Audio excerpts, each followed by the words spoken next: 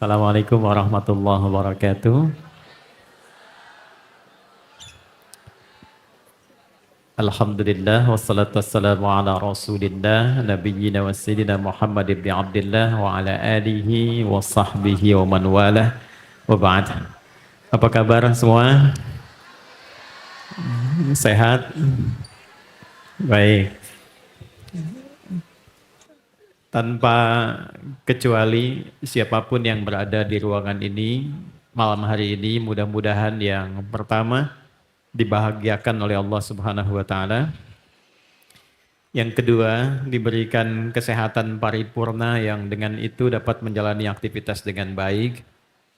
Dan yang ketiga, ini yang paling penting, diberikan kemampuan dan kekuatan untuk menjaga nilai-nilai keislaman dan keimanan sampai kita wafat menghadap Allah Subhanahu wa taala. Baik, teman-teman, malam ini kita bagi dua dan insya Allah tidak akan lama. Saya berapa menit? 10 menit. Oke. Yang pertama saya mau cerita, yang kedua kita diskusi. Malam ini kita perbanyak diskusi, tanya jawab, mungkin bisa saya yang tanya, Anda yang jawab, atau sebaliknya. Teman-teman, pertama saya mau katakan begini, sesibuk apapun kita, setinggi apapun status yang kita miliki, apapun yang melekat pada diri kita hari ini, status kita tetap tidak akan berubah sebagai hamba Allah yang pasti pulang.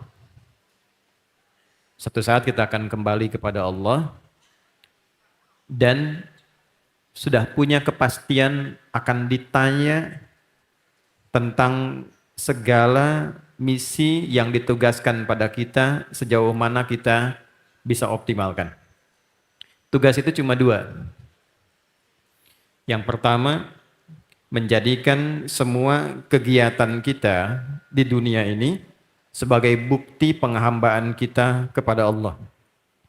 Nah, semua kegiatan yang kita kerjakan, yang kita niatkan untuk membuktikan bahwa kita seorang hamba yang bertuhan, itu disebut ibadah namanya. Orangnya disebut abdun, jamaknya disebut ibad.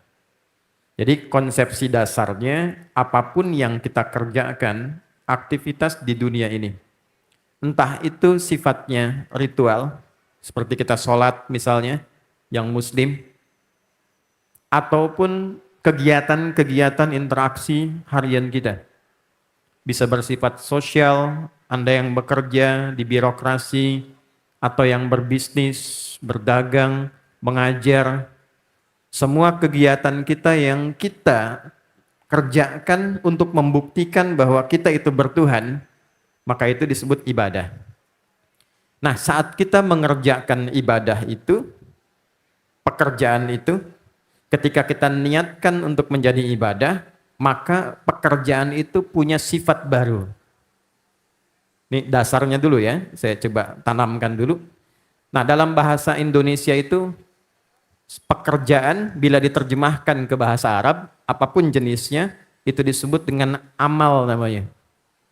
Ya, amal itu terjemahannya aktivitas, pekerjaan. Nah, bila pekerjaan itu kita tujukan untuk penghambaan kita pada Tuhan, maka disifati dengan amal, dengan kata baru yang menunjukkan bahwa amal itu dikonfirmasi, disetujui oleh Tuhan. Namanya soleh. Maka bertemulah amal dengan sifat soleh. Disebut amal soleh. Nah, tugas kita itu hanya memastikan bagaimana semua pekerjaan kita menjadi soleh. Itu saja. Jadi, tidak bisa soleh itu disebut dengan baik saja, tidak.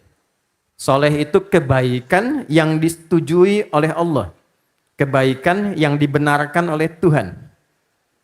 Karena nanti ada orang berbuat baik, tapi motivasi kebaikannya bukan untuk ibadah. Standar berkehidupan saja. Ya, oke, saya kembalikan supaya cepat. Tugas kita, apapun yang kita kerjakan, saya mau makan, bagaimana makan saya ini Allah senang.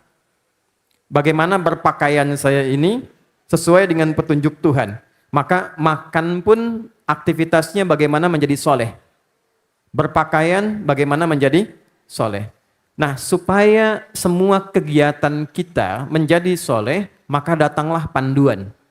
Itulah yang menjadikan di dalam Islam semua kegiatan itu ada panduannya yang kita sebut dengan doa untuk mengkonfirmasi sekaligus merubah satu kegiatan yang sifatnya rutinitas biasa menjadi kegiatan ibadah. Jadi kalau Anda tanya, mengapa saya makan ada doanya? Mengapa minum ada doanya? Mengapa bangun tidur ada doanya?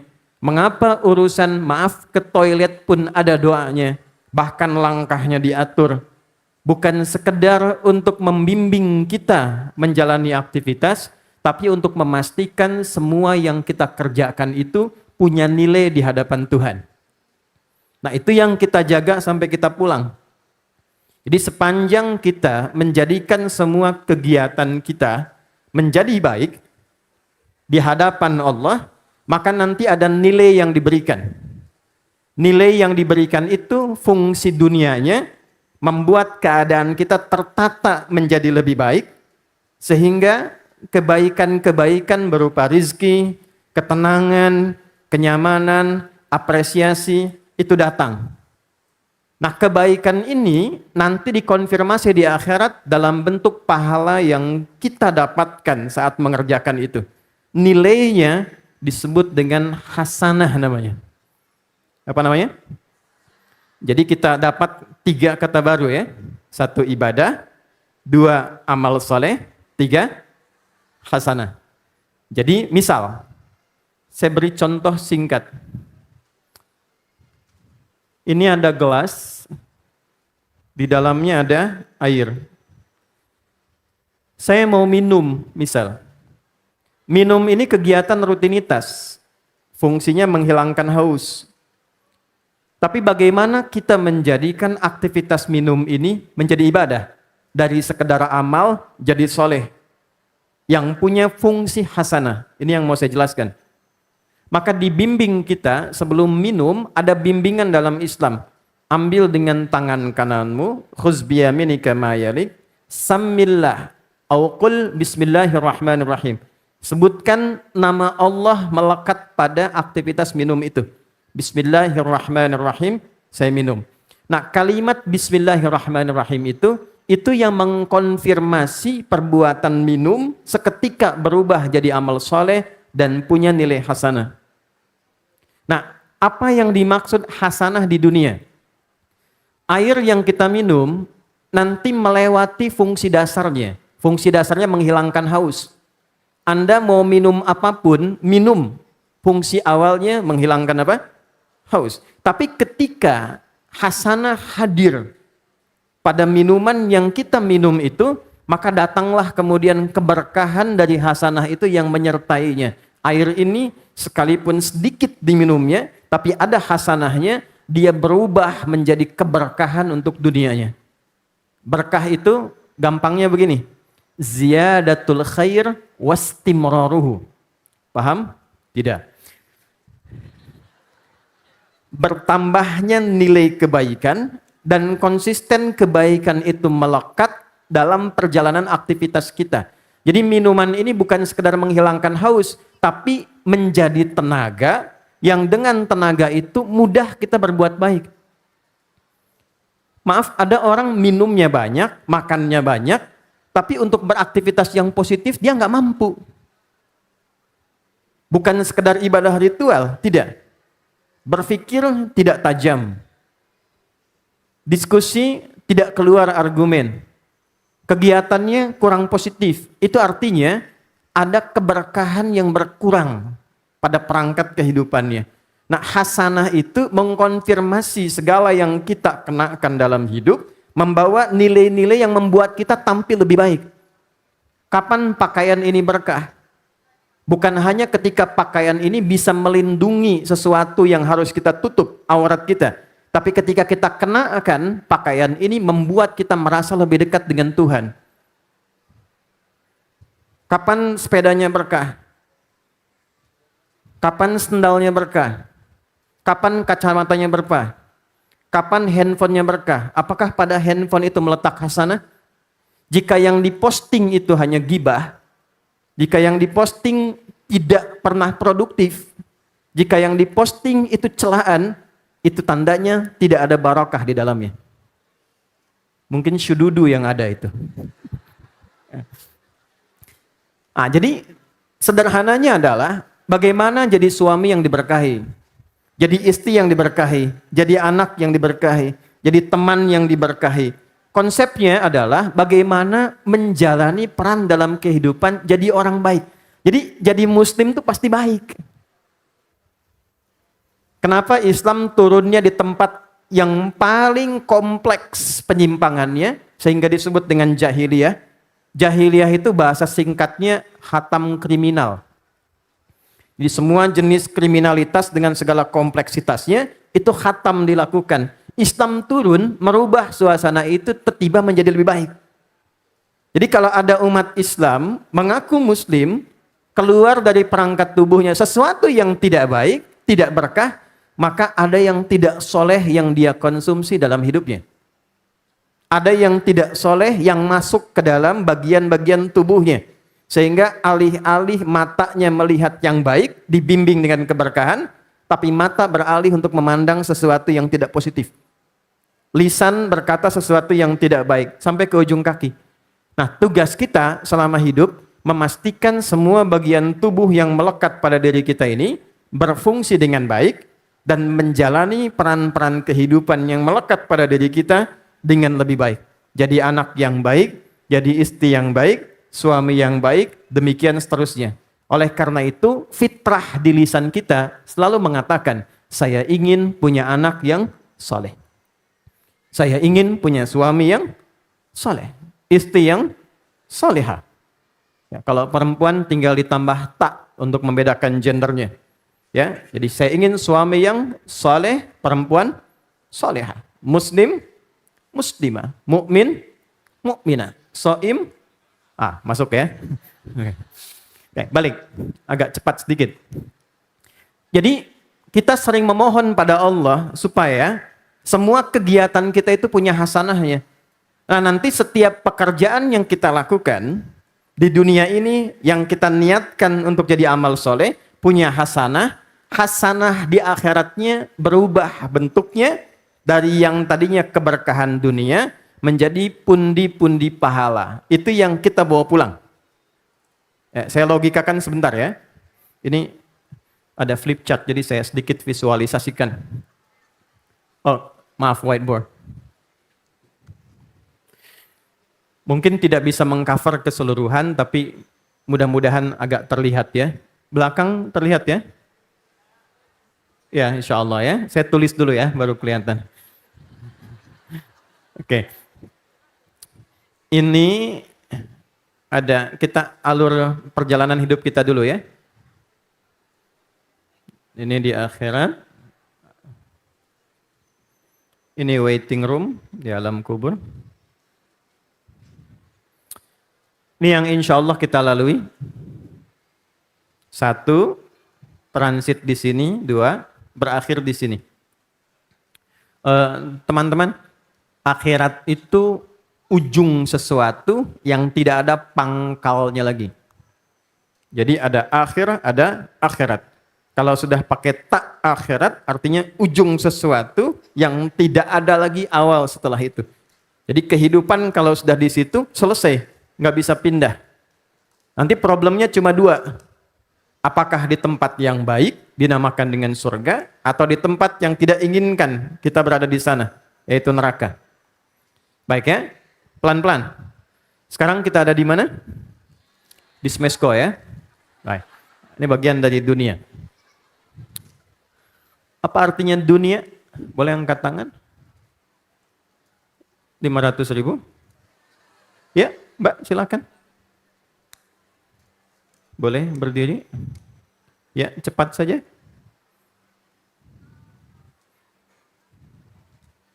Boleh dibantu dipinjamkan mic-nya? Ya. Tidak usah ditiup, tidak panas. Langsung.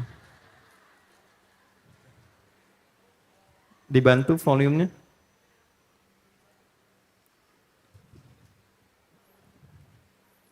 Saya hitung sampai 3 sebelum waktu habis. Oke. Oke, bismillahirrahmanirrahim. Assalamualaikum warahmatullahi wabarakatuh. Assalamualaikum warahmatullahi wabarakatuh. Izin menjawab Ustadz, Ya. setahu saya adalah dunia adalah tempat yang kita injak saat ini. Kita berada di planet bumi, planet nomor 3 ya ciptaan Allah Subhanahu wa taala dengan bagaimana kita bersikap, kemudian juga bagaimana kita hidup di dunia ya, yang nanti juga ada yang namanya hidup terakhir, namanya hidup di akhirat yang akan kekal.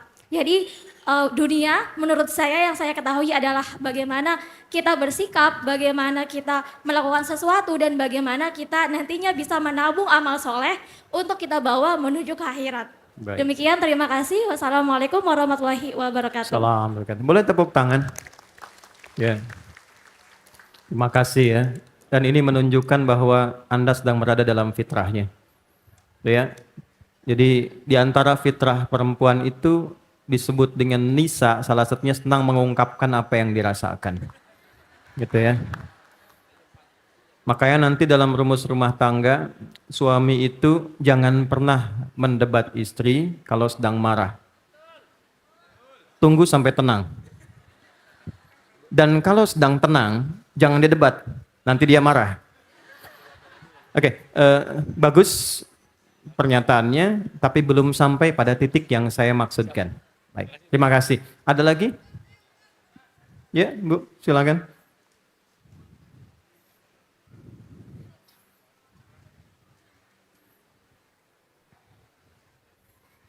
Bismillahirrahmanirrahim. Assalamualaikum warahmatullahi wabarakatuh. Assalamualaikum. Izin menjawab Ustadz, saya Nia dari Citayam. Bagi saya dunia itu bumi beserta isinya, ya makhluk ciptaan Allah beserta alam dari seluruh peradaban makhluk hidup, baik itu manusia dan makhluk hewan, tumbuhan lainnya, dan juga bagaimana mereka berinteraksi. Baik. Ya, hablum minanas. Berinteraksi dengan makhluk ciptaan lain, dengan tumbuhan, dengan hewan. Nah, itu ada di dunia. Baik. Berikan tepuk tangan, Ibu. Terima kasih, Bu Nia. Baik. Ibu Nia, kepanjangannya dunia. Baik. Ya, masing-masing tetap dapat 500.000 ya. Baik. Sudah, waktu habis Mas. Nanti ya, insya Allah. Belakang. Dunia itu artinya singkat, pendek, rusak. Dari kata dana yadnu dunuwan wa dunyaan. Sesuatu yang bergerak cepat, singkat, dekat, dan punah. Jadi tempat yang kita pijaknya namanya ardun.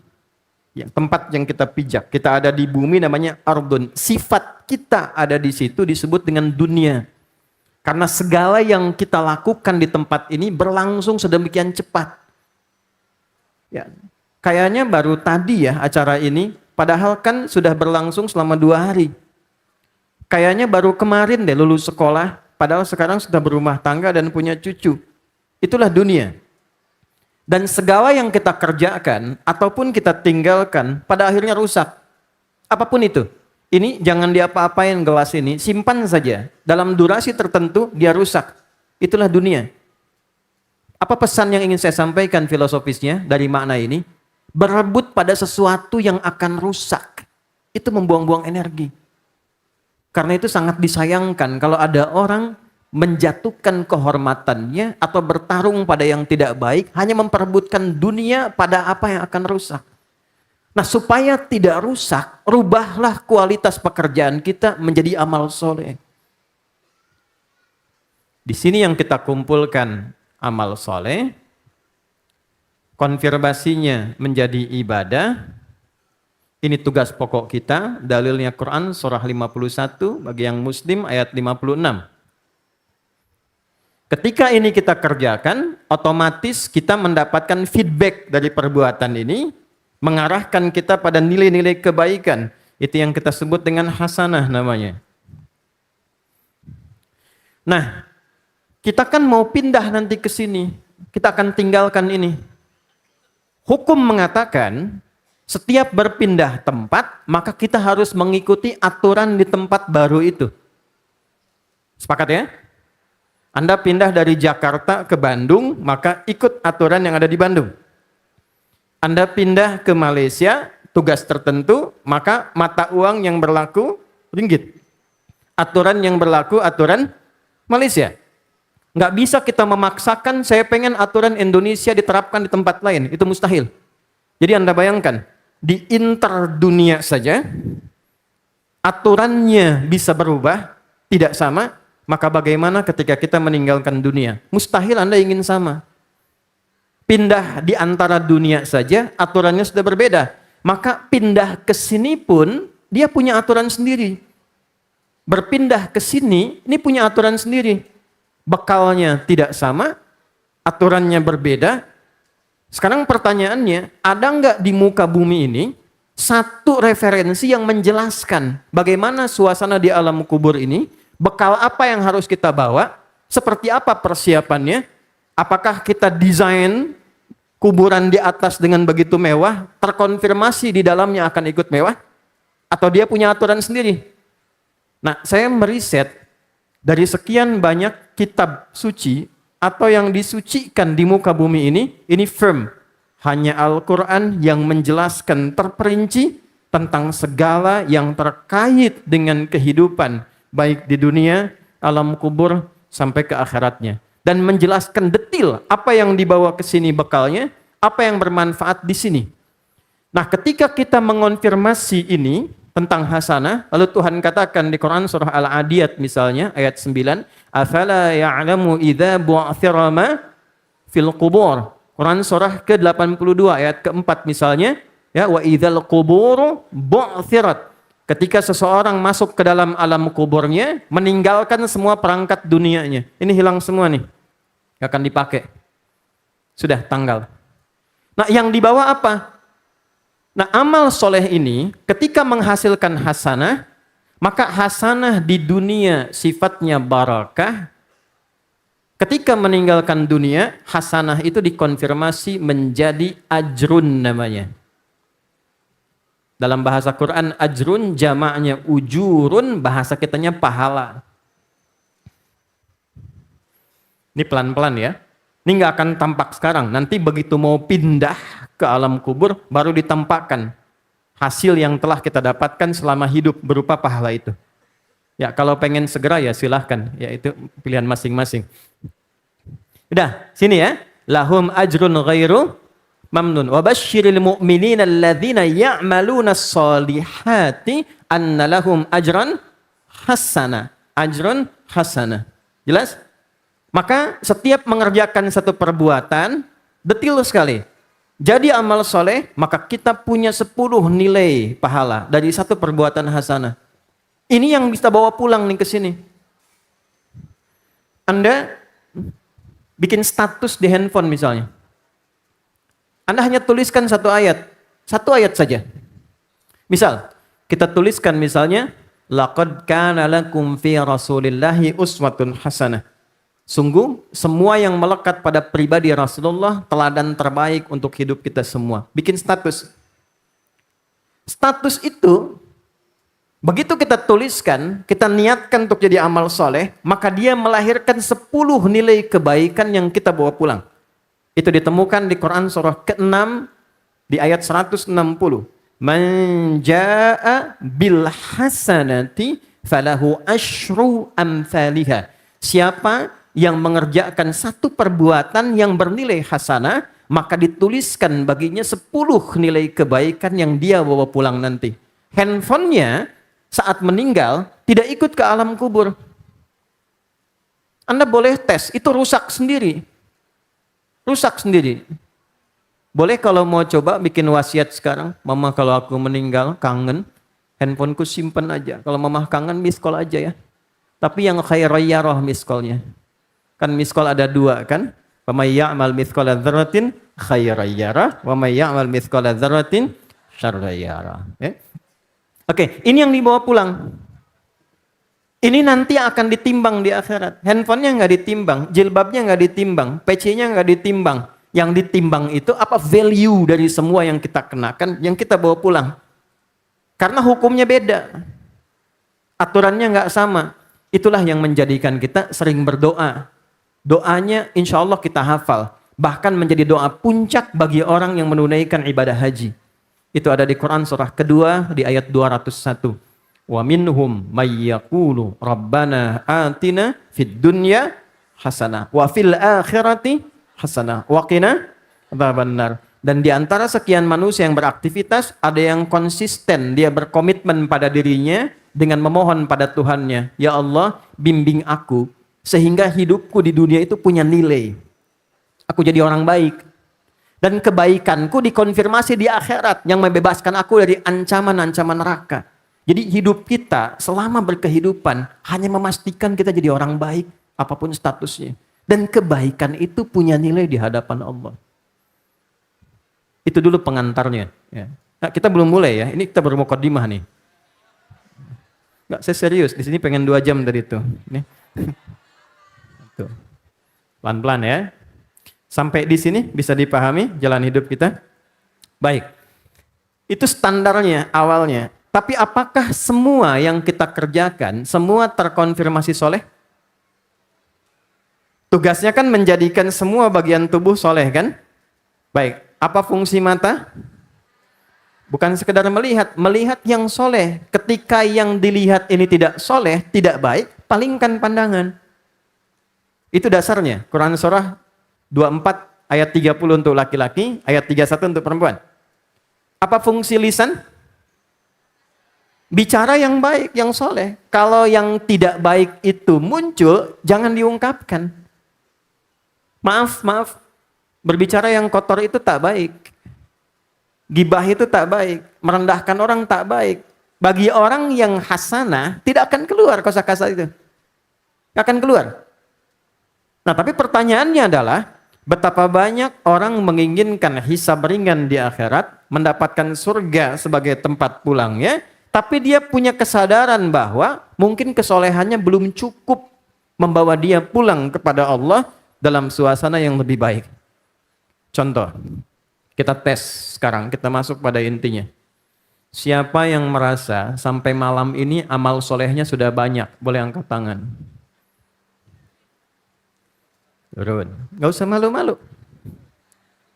Oke, siapa yang merasa amal salahnya lebih banyak dibanding solehnya? Oke, terima kasih. Turun.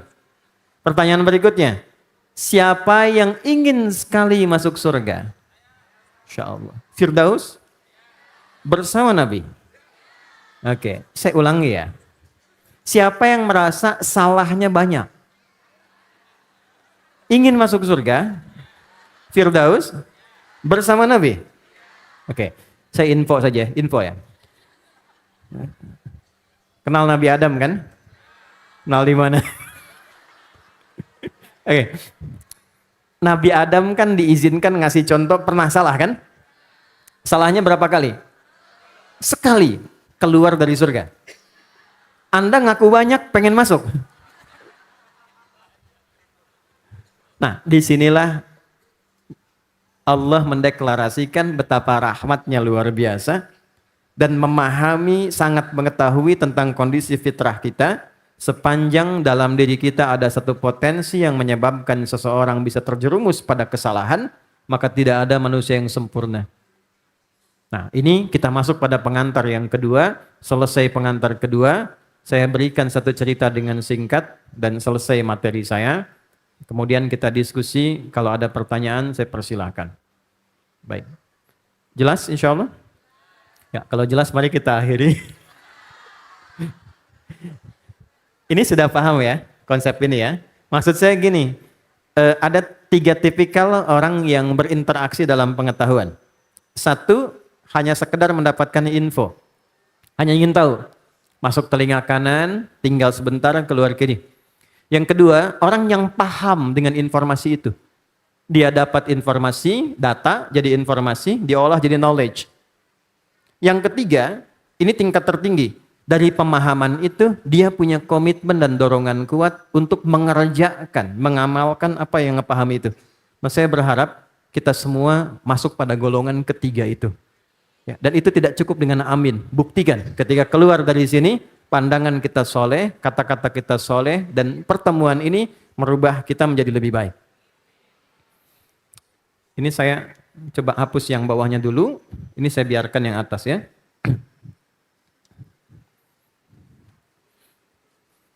Semoga Allah ampuni kita semua.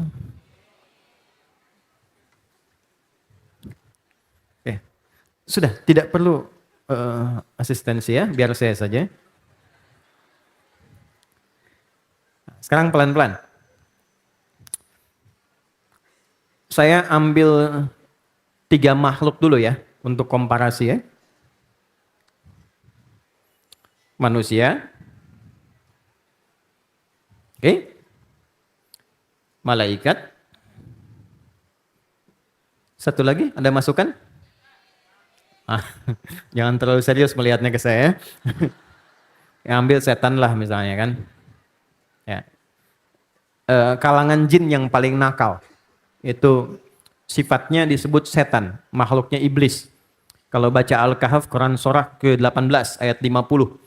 Wa idh qulna lil malaikati isjudu li adama fasajadu illa iblis kana minal jinni fa fasaqa an amri rabbih. Jadi iblis itu dari kalangan jin yang aslinya, asalnya sangat taat, senang beribadah, tapi kemudian melakukan tindakan yang sangat angkuh sehingga keangkuhan itu menutup kebaikan-kebaikannya. Di dalam bahasa Arab yang standar, jika kita menemukan sesuatu yang tidak baik, ditutup oleh yang baik sehingga yang baiknya tampak. Itu libas namanya. Jelas? Maka pakaian disebut libas karena dia menutup aurat yang seharusnya tidak ingin kita tampakkan. Sebaliknya, kalau ada kebaikan ditutup dengan ketidakbaikan sehingga yang tidak baiknya dominan, itu iblis namanya. Jelas? Nah, ketika ketidakbaikan itu diwariskan pada orang lain, maka muncul sifatnya. Namanya syaitannya melekat pada objeknya disebut syaitan. Jadi ketika menjadi iblis belum menggoda orang lain. Tapi ketika kemudian keburukan itu diwariskan pada orang lain, maka dia menjadi syaitan. Iblis untuk dirinya ketika menggoda Adam, baru turun Al-Baqarah ayat 36 itu. Fa'azallahuma syaitanu anha. Jelas? Oke. Kalau paham, yuk kita uraikan. Pertama, makhluk satu, malaikat. Materi, bahan terciptanya malaikat cuma satu. Dan dengan satu ini membawa karakter, yaitu materi takwa. Materi apa namanya? Takwa. Takwa itu singkatnya puncak akumulasi kebaikan. Jadi semua sifat-sifat baik itu kalau kita kumpulkan menjadi takwa. Jujur, sabar, rendah hati, kita kumpulkan jadi satu, maka dia menjadi apa? Takwa. Nah, malaikat diciptakan dengan materi itu. Sehingga dasarnya secara fitrah malaikat itu tidak punya potensi untuk berbuat salah. Satu-satunya makhluk yang selalu soleh dan tidak kenal salah. Bagi yang muslim nanti ya secara umum lihat di Quran surah ke-66 di ayat ke-6. La ya'sunallaha ma amarahum wa yaf'aluna ma yu'marun. Malaikat itu tidak punya bakat maksiat dan selalu menunaikan tugas sesuai tupoksinya. Nggak pernah tukeran. Baik ya? Jadi kalau menurunkan wahyu, wahyu saja. Mencabut nyawa, nyawa saja. Diminta sujud, sujud. Nggak pernah bangun. Itu malaikat. Ya, jadi konfirmasi yang pertama, malaikat tidak punya bakat maksiat. Uji. Pernah dengar malaikat Jibril korupsi ayat? Tidak kan? Oke ya? Baik, jadi semua yang melekat pada malaikat itu selalu baik. Lawannya ini setan. Setan tidak kenal soleh. Selalu salah. Karena dominasi yang ada pada dirinya yang melekat itu lawan dari takwa. Namanya fujur. Bahasa lainnya nafsu. Dan sifat fujur namanya. Bedakan ya. Ada fajar, ada infajar, ada fujur. Itu berbeda. Saya tidak akan bahas itu karena waktunya akan terlalu lama. Ya, intinya nafsu itu lawan dari takwa. Jadi kalau di malaikat ada sifat rendah hati, di nafsu ada sombong. Kalau di sifat takwa ada jujur, di sini ada dusta. Jelas sampai sini? Baik. Dan syaitan dominasinya semua sifat fujur. Nggak pernah kenal soleh, selalu salah. Baik ya? Dan menariknya, di dalam Al-Quran, baik setan ataupun malaikat yang positif, itu disebutkan dengan jumlah yang sama, 88 kali. Malaikat disebutkan 88 kali, setan disebutkan 88 kali. Ini dominan pada sifat soleh, positif, yang ini dominan pada sifat salah, negatif. Nah sekarang, kenali diri kita. Ibu siapa yang suaminya malaikat? Tidak ada kan? Baik ya. Coba pastikan dulu, saya beri waktu, hitung sampai 3. Tidak ada malaikat di sini kan? Semua manusia ya? Sepanjang semua manusia, maka menariknya manusia ketika diciptakan, materinya adalah gabungan dari dua sifat ini. Ada takwanya, ada fujurnya. Quran surah 91 ayat 7 sampai 10. Wa nafsin wa ma sawwaha fa'alhamaha fujuraha wa taqwaha. Demi jiwa manusia yang disempurnakan penciptaannya, sepanjang dia manusia akan ada dua bagian potensi pada jiwanya, yaitu jiwa takwanya, bersamaan dengan itu adalah nafsunya. Jadi kita ini adalah makhluk yang berada dalam proses perjuangan untuk mengaktifkan sifat-sifat positif. Dalam saat yang sama kita berjuang untuk menekan hal-hal yang sifatnya negatif. Nah dari dua ini, pertarungan dua bagian di tubuh kita ini, kalau takwanya unggul, kita lebih hebat dibandingkan malaikat. Itulah sebabnya kenapa malaikat diminta sujud hormat. Karena malaikat kalau sudah soleh, dia solehnya nggak berjuang. Ibu nggak usah muji malaikat, nggak ada kerjaan. Malaikat nggak dipuji pun sudah terpuji. Sudah soleh. Dan untuk soleh itu, dia tidak perlu berjuang. Kita mau soleh saja harus menaklukkan nafsu supaya takwanya naik. Itu poinnya. Tapi dalam perjalanan kehidupan, belum tentu yang ini dominan. Kadang-kadang ada pengaruh yang terdekat, pengaruh yang terjauh, lingkungan yang tidak kondusif, sehingga menjadikan nafsunya naik. Diprovokasi oleh setan, maka nafsu yang dominan, takwanya turun. Alih-alih kita berbuat soleh, maka dominan berbuat salah. Bisa dipahami sampai sini? Ini dulu gambarannya. Jadi sepanjang kita mengetahui diri kita manusia, bukan malaikat dan bukan setan, maka yang pertama, kita adalah makhluk yang berpotensi menjadi baik, lebih baik dibandingkan dengan malaikat, karena kebaikan itu diraih lewat perjuangan. Tapi juga kita bukan setan. Apa perbedaan manusia dengan setan? Setan tidak pernah kenal soleh, selalu salah. Jadi kalaupun dia berbuat salah, dia tidak pernah terfikir jalan untuk memperbaiki kesalahannya. Memperbaiki jalan kembali pada yang soleh, itu bahasa Arabnya disebut dengan taubat namanya. Ini salah jalan nih. Misal sen kanan beloknya kiri gitu kan. Salah nih, mau ke kanan betulan. Nah itu begitu belok kanan sesuai dengan sennya, itu disebut taubat namanya. Jelas? Jadi kalau nanti Anda lihat di depan ada yang sen kanan belok kiri, taubat, taubat. Jalan yang benar ya. Dah, pelan-pelan, sebentar. Nah setan nggak kenal taubat. Makanya ketika setan berbuat salah, konfirmasi, Quran surah 7, di ayat 11 sampai dengan 12, itu diberi kesempatan oleh Allah. Sifat Allah itu kan memberi kesempatan pada hambanya untuk kembali jadi baik. Tapi setan tidak. Dia katakan begini. Qala ma mana'aka. Allah sampaikan ma mana'aka alla tasjuda idh amartuk. Hei iblis, setan, kenapa engkau tidak mau hormat pada Adam ketika aku perintahkan? Bukan Adamnya yang penting. Mana was Wisnu? Tunggu Wisnu. Ya? Bukan Adamnya yang penting.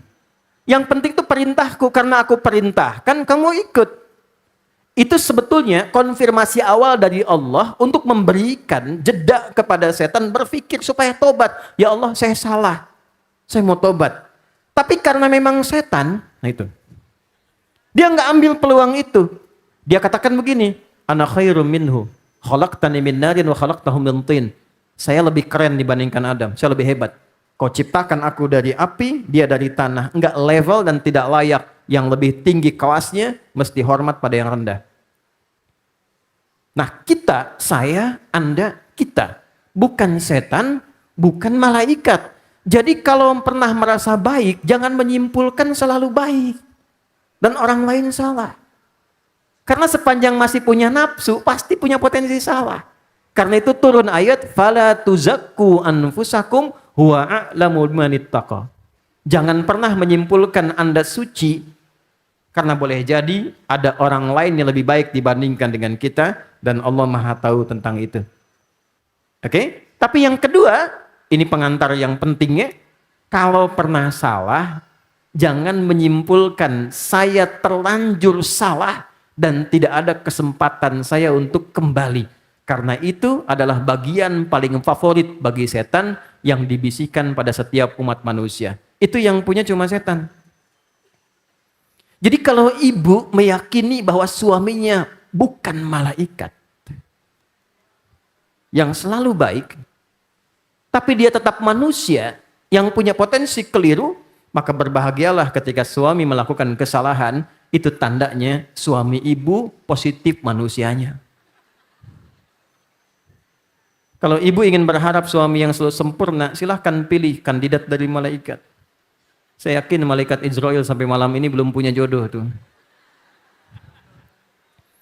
Anda juga sama, ketika mendapati istri berada dalam kesalahan, jangan vonis berlebihan, karena dia punya kesempatan untuk kembali. Tapi kalau ada manusia yang diingatkan tidak mau kembali, patut dicurigai dia sedang diprovokasi oleh setan. Itu poinnya. Jadi buktikan kita manusia, bukan setan yang selalu salah, bukan malaikat yang selalu soleh. Nah cuman persoalannya, dominan yang mana? Yang salah atau yang soleh? Saya tutup 150 Hijrah di kota Merv. Angkat tangan, Merv berada di daerah mana? 1 juta rupiah. Nggak usah googling, nggak usah. Angkat tangan.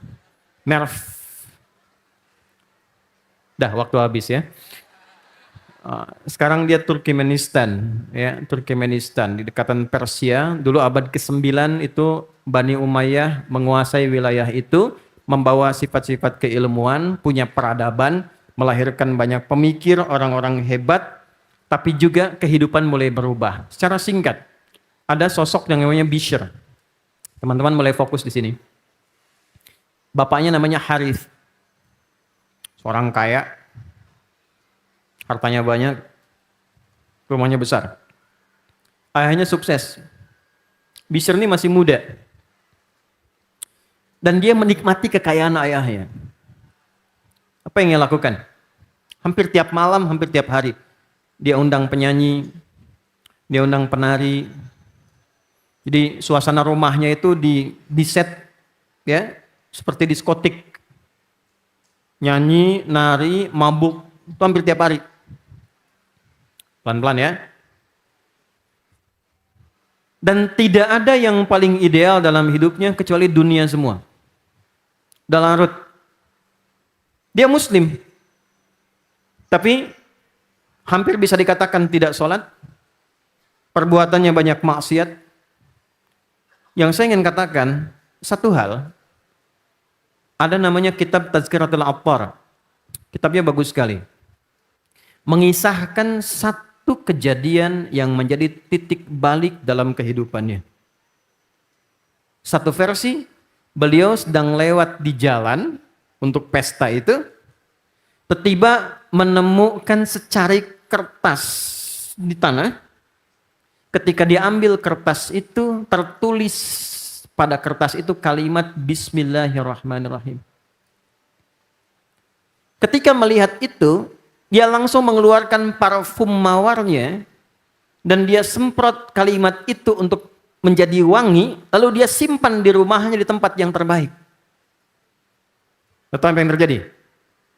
Ketika malamnya tertidur, di sosok yang sana, di tempat yang berbeda, ada seorang yang saleh, kiai, seorang alim minal ulama, malamnya bermimpi. Orang ini ahli ibadah, dekat dengan Allah, tiba-tiba malam dia bermimpi, mendengar suara memerintahkan, karena Bishr ini telah memperlakukan kalimatku dengan baik, dengan harum, dengan mulia dan mensucikannya, maka aku pun berkenan untuk merubahnya jadi orang baik, memuliakannya dan mengharumkan namanya di dunia dan di akhirat.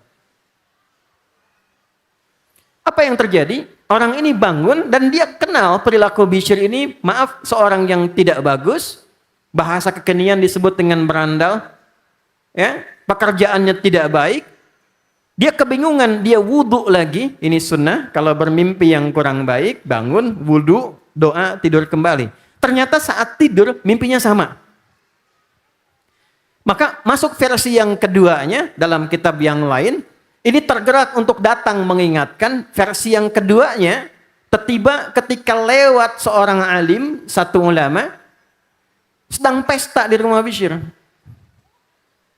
Ada banyak yang bukan mahram, lagi minum, lagi macam-macam. Lewatlah kemudian orang ini, mengetuk pintunya, dibuka oleh asisten rumah tangga di rumah yang mewah itu. Pertanyaan cuma satu. Apakah pemilik rumah ini seorang yang bebas merdeka atau seorang hamba? Lalu asistennya berkata, oh ini bukan seorang hamba, ini orang bebas, orang merdeka. Apa kata ulama ini? Kalau dia memang orang bebas, orang merdeka, bukan hamba, silahkan, bebas-bebas saja. Kecuali dia seorang hamba yang suatu saat kembali pada tuannya, maka saatnya ia kembali dalam kehusuan dan kebaikan. Bishr dengar kalimat itu remang-remang, kaget dia. Lalu kemudian mengejar ke depan, orangnya sudah tidak ada, ditunjukkan arahnya, maka beliau lupa tidak menggunakan alas kakinya, dikejarlah orang itu, sampai kemudian berjumpa, dia katakan, apa yang Tuan tadi katakan saya dengar sekilas. Diulangi kalimat tadi secara singkat dari dua kejadian ini. Anda bayangkan, jatuh Bishr ini, ingat bahwa dia akan pulang, statusnya seorang hamba, bukan orang yang bebas yang tidak dimintai pertanggungjawaban, maka dia menangis, menangisi dirinya, dan sejak saat itu dia berjanji meninggalkan kehidupannya untuk beralih menjadi pribadi yang lebih baik.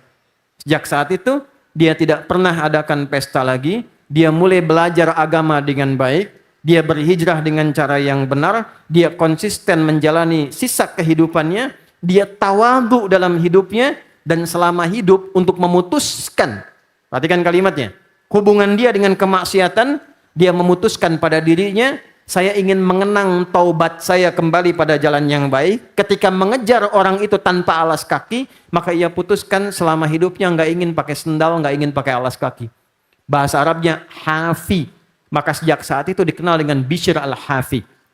Saking baiknya perubahannya, tiba jadi seorang kiai, jadi alim dari yang ulama, ahli fatwa, hafal hadis, dekat dengan Allah, saking harumnya namanya, semua keledai yang ada di desa area itu, sampai kemudian di Baghdad, jalan-jalan yang dilewati oleh Bishr al-Hafi bin Haris al-Hafi, ini kisah nyata, tidak pernah ada satu hewan pun yang menumpahkan kotorannya di jalan itu. Satu kali, karena hidupnya telah berubah, menjadi lebih baik, dia ingin menebus kesalahannya di masa lalu. Dia perhatian pada orang kekurangan. Kalau nggak bisa beri, dia coba merasakan kekurangannya. Satu kali musim dingin, ada orang-orang fakir kedinginan karena bajunya kurang, beliau nggak bisa beli. Maka beliau lepas bajunya untuk merasakan hal yang sama dengan orang fakir itu. Lalu sodakohkan bajunya sebelum meninggal, dia pinjam pakaian temannya dan meninggallah saat mengenakan pakaian temannya itu dalam bentuk pinjaman. Semua yang melekat pada dirinya, semua sudah disodakohkan. Saat kejadian Bishr ini meninggal, besoknya ada seorang menunggangi keledai, lewat jalan yang biasa dilalui oleh Bishr, keledai itu menumpahkan kotoran. Maka orang ini berkata, hari ini Bishr telah meninggal. Maka dia umumkan di daerahnya, orang bertanya, dari mana engkau tahu kalau Bishr telah meninggal? Karena keledai yang biasa melewati jalan Bishr tidak pernah mengeluarkan kotoran. Hari ini dia mengeluarkan kotoran, aku yakin Bishr telah meninggal dunia. Dan benarlah di hari itu beliau telah berpulang dengan nama yang harum sampai hari ini. Di kalangan para ulama beliau sangat dikenal. Imam Ahmad bin Hambal sangat memuliakan, selalu konsultasi terkait hubungannya dengan Allah. Sampai muridnya berkata begini, ya Imam, Anda ahli hadis, ahli fikih, tapi kenapa Anda selalu datang ke tempat pemuda seperti itu? Kata Imam Ahmad, betul, dalam urusan fikih, urusan hadis, aku lebih pandai dari dia. Tapi dalam urusan mengenal Allah, dia lebih pandai dariku. Seseorang yang tadinya larut dalam kemaksiatan, datang satu titik perubahan pada dirinya, dia menjemput itu, dan itu mengharumkan namanya di seluruh kalangan makhluk, bahkan hewan pun tak sanggup membuang kotoran di jalan-jalan yang ia lalui, dan namanya abadi sampai dengan kini. Anda boleh search, silahkan cari Bishr Al-Hafi, dan Anda lihat kemudian bagaimana keajaiban itu terjadi. Poinnya adalah, ini yang ingin saya sampaikan, dan ini penutup pertemuan kita. Teman-teman, tidak ada manusia sempurna. Tapi seburuk apapun perbuatan tidak baik yang pernah kita kerjakan di masa lalu, Allah itu satu-satunya Tuhan yang melekatkan sifat sayang tanpa batas bagi zatnya. Sepanjang kita mau kembali, Allah pasti memberikan kesempatan dan jalan untuk merubah diri kita menjadi lebih baik. Maka temukanlah titik balik itu. Karena kita punya Tuhan yang sangat berkasih sayang tanpa batas dan selalu memberikan sinyal pada setiap hamba yang bahkan menyimpulkan dirinya larut dalam maksiat, selalu diberikan titik yang mengingatkan dia untuk kembali. Tinggal pilihan, kembalikan pada diri kita. Apakah kita manusia atau memang setan yang berwujud manusia? Jika kita merasa kita manusia, temukan titik balik itu. Boleh jadi mungkin ketika melihat orang kok pulang dari sini, tiba-tiba melewati orang yang sedang sholat di masjid. Tiba-tiba melihat anak menghafal Quran. Itu titik balik yang mesti kita cari. Setiap kita pasti punya frekuensinya, pasti punya momentumnya. Begitu Anda mendapati itu, yakinkan, itulah tanda sayang dari Allah yang meminta kita untuk segera kembali menjadi pribadi yang baik. Mungkin itu adalah tanda akhir yang mengantarkan kita wafat dalam keadaan husnul khatimah. Jadi saya menginginkan kita saling mendoakan. Melihat siapapun, tolong lihat dengan kacamata yang baik. Guru kami mengajarkan demikian. Jangan pernah menyimpulkan saya lebih baik dari dia. Lihat siapapun, pernah melakukan apapun dalam hidupnya, sepanjang dia masih hidup, dia punya hak untuk menjadi pribadi yang lebih baik dari sebelumnya. Saya akhiri Quran surah 39 di ayat 53. Qul ya ibadiyalladzina asrafu ala anfusihim la taqnatu mir rahmatillah. Innallaha yaghfiru dzunuba jami'a. Muhammad, viralkan pada semua hambaku yang telah berlumur dosa dan kesalahan dalam hidupnya. Apapun itu. Yang pernah mabuk, yang pernah berzina, yang pernah mencela orang, yang pernah menipu, yang pernah korupsi, yang pernah nyogok. Itu israf.